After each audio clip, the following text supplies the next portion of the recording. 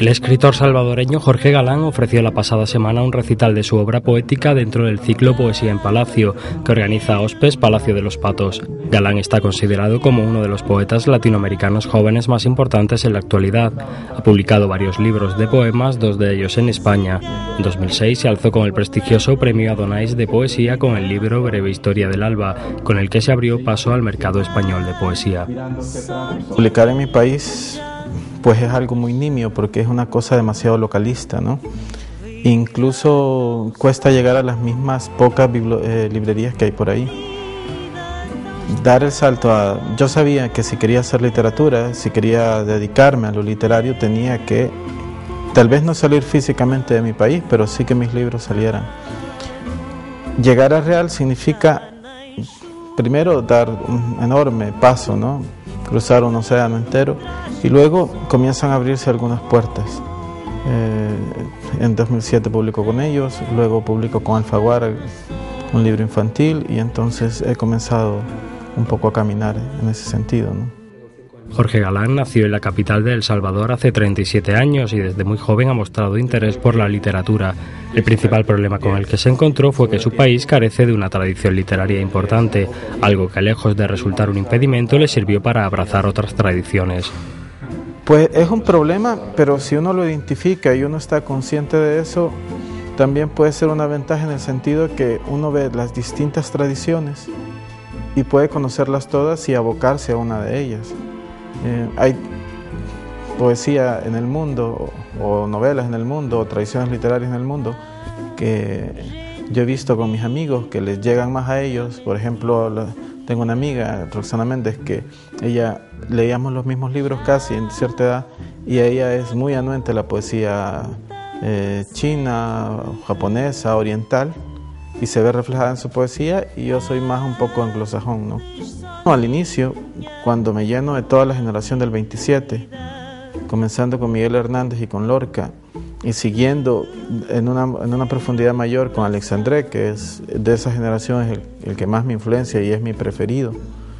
Y luego la leía tanto que me causó cierto problema, porque siendo un autor tan joven, y leer tanto a Neruda como a la generación del 27, y bueno, hubo un momento, salvo a Alexandre, que a los demás decidí dejarlos de leer porque el grado de imitación era demasiado, ¿no? Dentro de los poetas españoles que más han influenciado a Galán está Vicente Aleixandre y también Federico García Lorca. Lorca siempre me gustó mucho, pero se convirtió en una influencia sobre todo en Poeta en Nueva York. ¿Ves? Cuando Poeta en Nueva York, esos poemas, a mí me gustaron desde siempre y me impresionaron desde siempre, pero no los comprendí bien lo que significaban hasta mucho después, cuando uno descubre en qué año fueron escritos, cuál fue su influencia, qué había antes de eso y qué hubo después. Hasta entonces fue que poco a poco lo fui comprendiendo. A pesar de que España y Latinoamérica comparten algo tan importante como el idioma, la comunicación entre ambas orillas no es excesivamente fluida. Los poetas españoles no siempre están al tanto de lo que se está escribiendo en Latinoamérica, aunque al revés suele haber más conocimiento. Como latinoamericanos siempre vemos hacia acá, siempre es como... Bueno, yo me fijo en la gente de mi generación y la gente más joven. ¿Qué es lo que sueña? Sueña publicar en editoriales españolas, ¿no? Entonces, ya solo ese hecho siempre hay un ojo puesto hacia acá. A lo mejor no hay un motivo de esa índole para que el español vuelque sus ojos a Latinoamérica, salvo nuestros escritores más prominentes, ¿no? Parra, José Emilio Pacheco, escritores que pero son nuestros clásicos jóvenes. Pero salvo eso creo que se mira muy poco, me da la sensación. La poesía que más interesa a Jorge Galán es aquella que sea capaz de comunicar emociones. En la poesía actual joven hay una tendencia por lo que se denomina el irracionalismo y el discurso fragmentario, es decir, componer poemas a partir de ideas muchas veces desilvanadas y sin aparente relación. Pero para Galán la poesía es precisamente armar ese puzzle sin sentido que es la realidad. Lo que pasa es que para mí es muy simple, me interesa una poesía, cualquiera que sea, que me conmueva. y si me conmueve es algo que soy capaz de comprender, que soy capaz de analizar, de saborear. Jorge Galán no solo escribe poesía. En su país es muy conocido por su faceta como escritor para niños. De hecho, sus libros son lecturas obligatorias para los estudiantes más jóvenes en las aulas salvadoreñas. Yo lo que escribo son literatura de fantasía.